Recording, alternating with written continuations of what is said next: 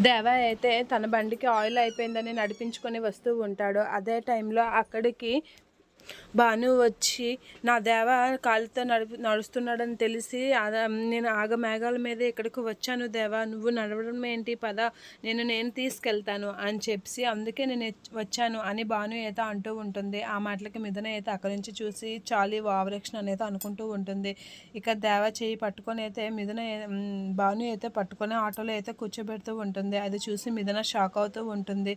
ఇక మిథునని తోసుకొని దేవాని అయితే ఆటోలో కూర్చోబెడుతూ ఉంటుంది భాను. అలా కూర్చోబెట్టేసరికి మిథున అయితే దీని ఓవరాక్షన్ ఎక్కువ అవుతుంది అని అయితే అనుకుంటూ ఉంటుంది. అలా అనుకొని అలా చూస్తూ ఉంటుంది కోపంతో. ఇక దేవ ఆటోలో కూర్చేసరికి భాను అయితే మిథున దగ్గరికి వచ్చి ఇలా అంటూ ఉంటుంది, నువ్వు అడిగావు కదా అప్పుడు మీ ఇద్దరి మధ్యన బాండింగ్ ఏంటనేది, ఇది మా ఇద్దరి మధ్యన ఉన్న బాండింగ్ అని అయితే అంటూ ఉంటుంది. అలా అనేసరికి మా ఇద్దరి మధ్యన ఎలాంటి బాండింగో ఉందో చూసావా, ఇదే మా లవ్ బాండింగ్ అని చెప్పి అయితే అంటూ ఉంటుంది భాను.